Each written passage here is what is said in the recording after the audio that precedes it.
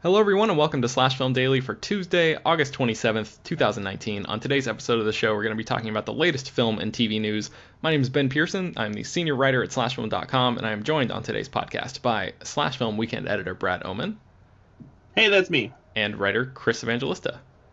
Hello, folks. All right, so as you can probably guess from the title of this episode and our voices talking to you right now, Peter is not on this episode, and he's not going to be talking about D23 yet. That episode is still coming, so don't worry about that. We are going to get to that later this week, but there was a bunch of news that we wanted to talk about today, and scheduling-wise and all that stuff, this is just how it shakes out. So let's get into today's show.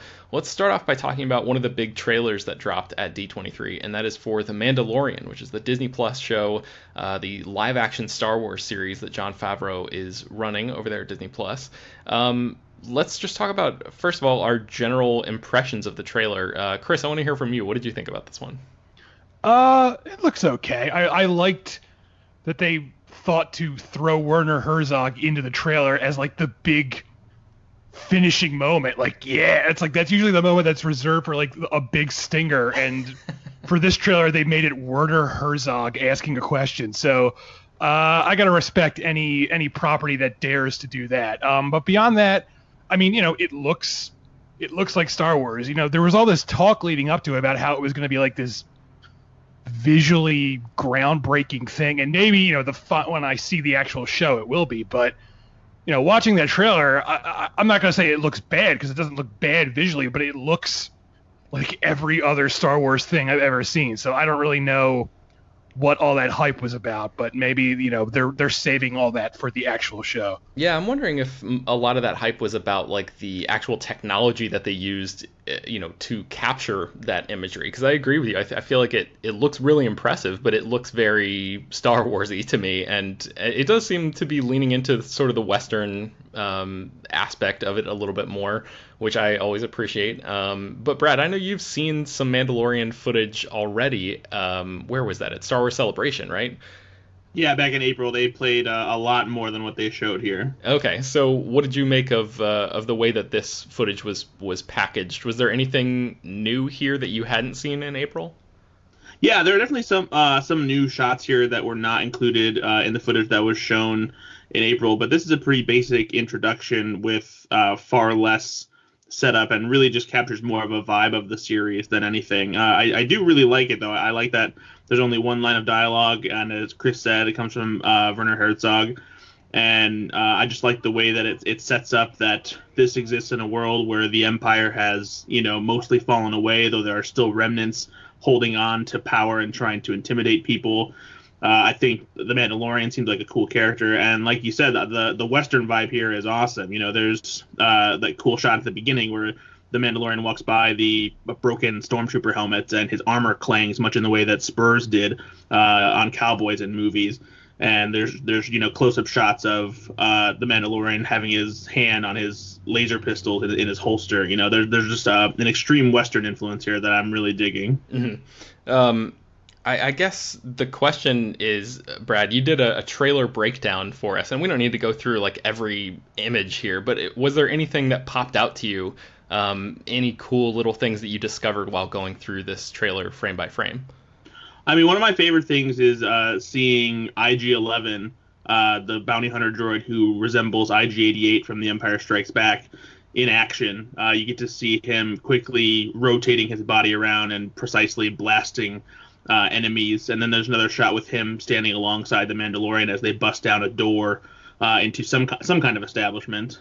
And there's also some cool things like Death Troopers making a comeback from Rogue One, and also an AT-ST walker that's trouncing through some misty, like, old military battlefield and blasting away at a couple people. You can't really see who they are.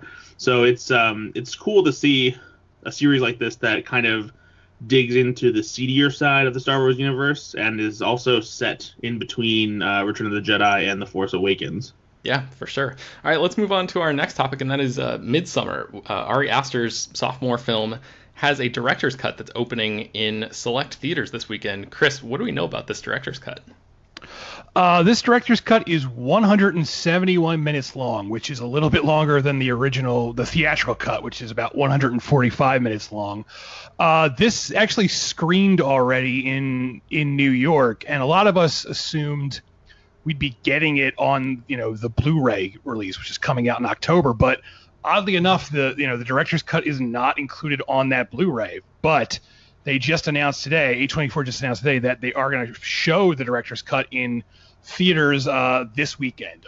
It's going to be a nationwide screening, but not it's going to also be limited. Not every city's going to get it. So if you want to see the director's cut and are disappointed it's not on a Blu-ray, here is your chance.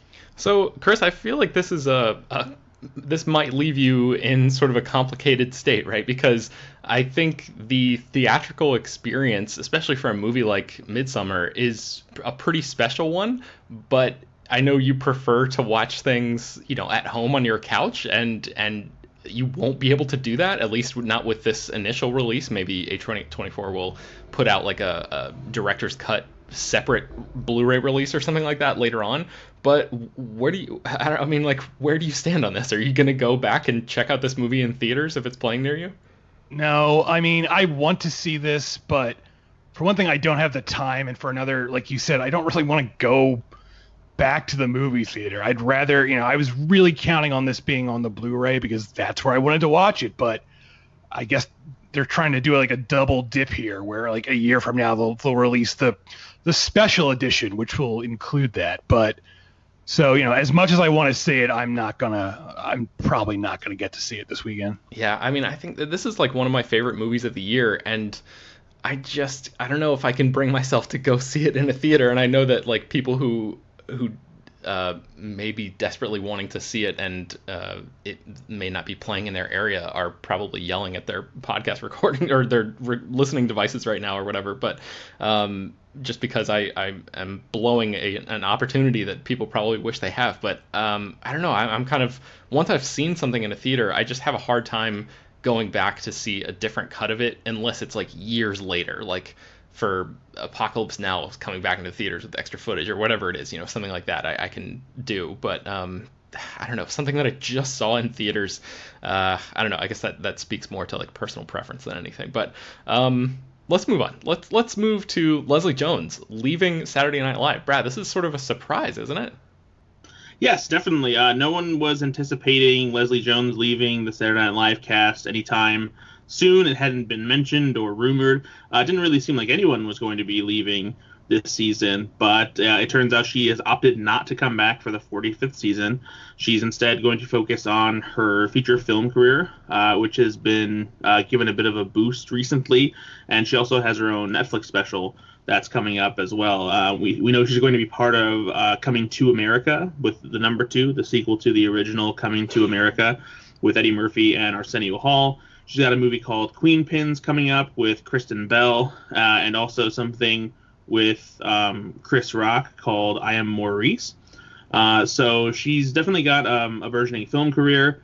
It remains to be seen, how long that will last and whether or not she'll remain an in-demand comedian after she leaves SNL. Plenty of people have had success at Saturday Night Live and gone on to try to have major film and television careers and not necessarily done as well as they did during their time at SNL. But Jones seems like she's got some heat right now. She's never been one of the best performers on SNL, but she's been mostly hit or miss. But when she hits, she usually hits pretty hard and can be really funny. But I think that her biggest weakness on SNL is that she doesn't really come with a roster of characters and impressions. A lot of times she's relegated to playing a version of herself in a way. And her biggest successes came from her appearing on Weekend Update, doing what is basically the equivalent of bits that probably would have ended up in a stand-up act if she was still only doing stand-up instead of being on SNL. But the good news here is that even though we are losing Leslie Jones, Kate McKinnon, who has also been extremely busy, if not busier than Leslie Jones on the film side of things, has signed on to come back for another season. And since she's one of the favorite cast members, arguably the best cast member that the show has right now, that's definitely good news. Yeah, that's awesome. And I'm glad that you mentioned your feelings on Leslie Jones, because I was wondering if I was alone in thinking that she was maybe, I don't know if I would go as far as to say like a total weak link, but just not the most dynamic performer that SNL has ever seen. And I feel like she often struggled with like reading lines from cue cards off camera in a way that some of the other cast members didn't. So I'm not sure. This is a weird thing to say, but like I'm not sure how much of a loss this is going to be, even though she has been like a major presence on the show for the past several years. The good news is that Leslie Jones' departure doesn't leave SNL without a black female comedian. They did recently hire Ego Nwodim as a featured player, so SNL doesn't have to worry about digging up that old controversy when they went out of their way to find a black female comedian so that Kenan Thompson didn't have to continue doing drag. Yeah. I think that's a low point in SNL's history, and probably good news for all of us that they don't have to go back to that well. Okay, so Leslie Jones is leaving, but there's some good news on the SNL front. A very famous returning player is coming back to host. Who is that, Brad? Yeah, this is awesome news. I'm so pumped for this. Eddie Murphy will be coming back during season 45 to host for the first time since 1984. He has famously stayed away from SNL for the most part, with the exception of making an appearance during the show's 40th anniversary celebration a little while back. There was a bit of bad blood during his career in the 90s because David Spade kind of made an unnecessary jab at his career during his famous Hollywood Minute segments on Weekend Update. And Eddie Murphy didn't really appreciate it because, you know, he comes from Saturday Night Live. They made him famous. Obviously, that kind of joke had to be approved by Lorne Michaels, and so he just kind of took it personally. And he doesn't really hold a grudge anymore. A while back, he said that he was cool with David Spade and wasn't really a problem anymore. But for a while, it just, you know, kind of hurt his feelings. So the fact that he's coming back to host is a big deal, much in the same way that Adam Sandler came back to host last year after never hosting previously and not really being involved with Saturday Night Live after his departure. And kind of a fun fact about Eddie Murphy is, as far as I can tell, I think that he's the only cast member to ever host the show while they were still a cast member. Because back in 1982, he starred in 48 Hours, and Nick Nolte was supposed to host the show, but he got sick and was unable to do it, so they had Eddie Murphy fill in as the show's host. And when he left the show in 1984, at the end of the spring season, he came back in the fall when Beverly Hills Cop came out to host for his second time. Man, wow, what a run there. Yeah, so it's kind of an interesting thing. And then they also announced some of the other hosts. Woody Harrelson will be hosting the season premiere. Phoebe Waller-Bridge will follow in October, and Kristen Stewart's coming in November. And in between them, we've got David Harbour making his hosting debut as well. Chris, you're not a huge SNL guy, but I know you loved Fleabag. Are you going to tune in to see Phoebe Waller-Bridge host? As is always the case with SNL, I will wait for whatever goes viral on YouTube, and I will watch it there. I think the last time I watched a full SNL was when Lin-Manuel Miranda hosted, because, you know, I'm a big Hamilton fan, and I was just curious. My wife and I were curious to see what it would be. And man, you know, while some of the skits were good, just sitting through the whole episode, I was just like, how do people watch this every weekend? I don't know. It just doesn't work for me. It's too, I guess, because it's live and it's different. It's everyone plays their parts really big, and I don't know if I just didn't notice that when I was younger, because I watched, you know, the old SNL with like Phil Hartman and stuff like that, but whenever I watch new episodes, everyone seems like they're dialing it up to like 100, where like everyone's just like, hello, I'm very loud, and like I just don't know if that's just the style of humor or what, but it really turns me off when I watch. That's kind of just the style of most sketch comedy.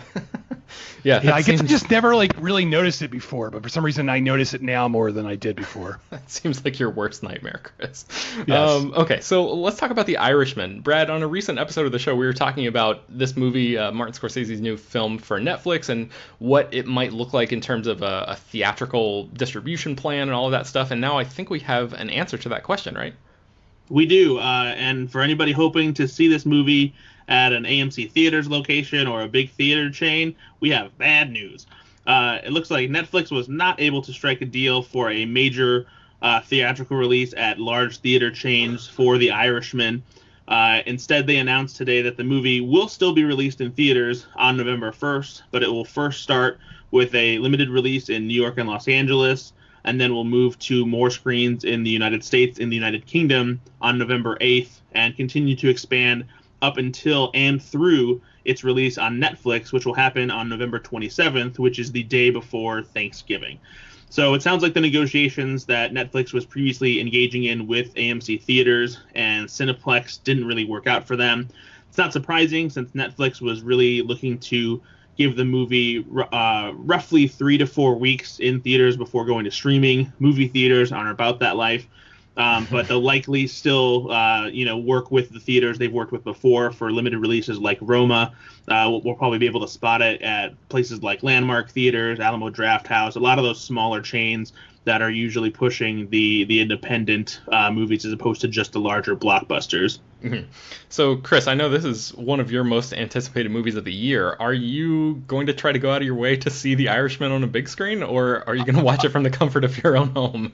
I'm going to try and actually, because it's premiering at the New York Film Festival, so I'm trying to score a ticket to that. I have a feeling that's going to be like next to impossible because everyone's going to want that ticket. Yeah. So if I get that, then yes, I will go to that screening. And if I get like a normal press screening before I can get, a screener, then yes, I will go see it that way because it's one of my most anticipated movies of the year. That said, I have no problem watching this at home. And I really don't, I get the dismay over this because Martin Scorsese, he's a legend. If he can't open a movie, who can? But 30 days, that's not really small potatoes. I know like the standard is 90-day window, but I don't think any movie except like a big blockbusters can hold on that long. Even like good, like even like Once Upon a Time in Hollywood, that's a big budget movie. That's an original movie. That's a big hit. I can't imagine that lasting for 90 days in theaters. Maybe I'm wrong, but I don't think, I think the option to see it in theaters is still going to be there. Would it be nice if it were a wider release? Sure, but, I'd rather people see the movie because, I just remember like when Silence came out, Martin Scorsese's last movie, no one saw that. I love that movie, but I also know it's an acquired taste, but no one saw that movie. And it was a flop, and I'd rather people see a Martin Scorsese movie than reading about how a Martin Scorsese movie bombed at the box office. So you bring up Silence. That movie was like over 3 hours, right? Yes. Do we know anything about the runtime for The Irishman yet? I don't think it's been released yet. I mean, since it's a Scorsese movie, there's no way it's going to be like under 2 hours. I can't remember the last time he made a movie under 2 hours. I think even like Hugo is over 2 hours. So I'm guessing it'll be over that, but I don't think they've announced an official runtime yet. Yeah, that would be really interesting if this was another like super long movie, because obviously he wouldn't really have. I mean, yes, this movie is getting a theatrical release, but like if it's primarily being viewed on Netflix, I wonder if that would be, better for the movie and better for audiences, just to be able to watch this thing at home in their own time and not have to tack on drive time to the theater and all of that, on top of the long running time. So. Also, that weekend, that Thanksgiving weekend is a primo time for Netflix, as we learned last year, because that's when they dropped Bird Box. I almost forgot the name. That's how unmemorable that movie was. They dropped Bird Box, and it was like a huge thing. Like it got, I forget the exact number, but it was like one of their highest watched things. Again, according to them, they could be lying, but they claimed that that was a huge deal for them because it was Thanksgiving weekend. People were stuck at home with their families, and they were like, let's just watch this, and it was a huge thing. So I could see the reasoning behind that being like, all right, if friggin' Bird Box can do that well, a new Scorsese movie can probably do even better. Well, Bird Box was driven a lot by the memes, and I don't know if they're going to be able to like issue the Irishman challenge to people and like make that be as organic of a meme thing. Like, what do? Take a picture of yourself and digitally de-age? Yeah, that's what I was going to say. Just Photoshop yourself to look younger. It's the Irishman challenge. All right, so we'll eagerly await to see what the Netflix meme lords decide to do you with that. But in the meantime, let's talk about some casting news and one other piece of additional movie news before we wrap up. So in these casting stories, we don't really know much about them, so these are going to be relatively quick. But let's start off with Halloween Kills. Chris, this one's probably the meatiest of the bunch here, and Anthony Michael Hall has been added to this cast, but he's playing a character who has appeared in the Halloween franchise before, right? Yes, he has. He is playing Tommy Doyle, and anyone who's familiar with the franchise will recognize that character from two distinct movies. One is, of course, the first Halloween. I'm talking the original one, not the one from last year. In the original Halloween, Tommy Doyle was an 8-year-old kid, and he was one of the kids that Laurie Strode, Jamie Lee Curtis's character, was babysitting the night that Michael Myers went on his rampage. Tommy Doyle came back again in Halloween 5 as played by Paul Rudd, and this was Paul Rudd's first movie actually, and it was before he made a name for himself as this never aging comedy actor. Funnily, most amusing enough is that when it came time to cast Tommy Doyle in this new movie, this sequel to last year's film, Blumhouse apparently went to Paul Rudd and asked if he wanted to come back, and he couldn't do it because he's shooting Ghostbusters. So as much as I would have loved to see that happen, this is an interesting bit of casting because Anthony Michael Hall, I don't know how I feel about him as an actor. He's not like, someone that comes to my mind when I think of like really good actors, but he's a solid enough actor, and he has that sort of like 80s nostalgia cred about him. So I'm curious to see what he does. I'm also curious to see what role Tommy Doyle plays in this movie because, the Tommy Doyle played by Paul Rudd, he was, obsessed with Michael Myers and he was trying to track him down, but that film doesn't exist in this continuity, so they have to like come up with an entirely new story for him. So I don't know what they're gonna do. Yeah, that's my biggest lingering question about this as well. One other casting news item that we thought was worth mentioning is Himesh Patel, the star of Danny Boyle's movie Yesterday, the film that came out earlier this summer about the one guy who remembers the music of the Beatles, has been cast in Christopher Nolan's Tenet, which is a movie that we still know almost nothing about. It's a big action epic that I guess takes place in the world of international espionage, and that's about all we know. John David Washington from BlacKkKlansman is leading that cast. We don't know anything about who Patel is going to be playing in this, but again, thought it was worth mentioning. And then there's also one other piece of casting news involving Taika Waititi. He's been sort of, obviously he's become like super well known as a director, but Brad mentioned his, what is it, Brad? Which character is he playing in The Mandalorian? I've forgotten already. He's playing IG-11. IG-11 in The Mandalorian, and now he's got another acting gig lined up. Chris, who is he going to be playing in The Suicide Squad? We don't know yet. There's no info, which is my least favorite casting announcement, when they throw a name out there and they say, we don't know who he's playing. But Taika Waititi is presumably going to be in the Suicide Squad sequel for director James Gunn, and that's kind of exciting. I have a feeling, because this is coming really late and they're supposed to start shooting very soon, that it's going to be like a cameo or an extended cameo at most. Like, I can't imagine he's playing a main part, but I guess we'll see. Okay. And then our last item here. Actually, Brad, what do you think about Taika joining a DC Comics movie, especially after his work on the Green Lantern back in 2011? Honestly, if Taika Waititi is doing something, I'm going to be excited about it, and I'm going to go out of my way to see it.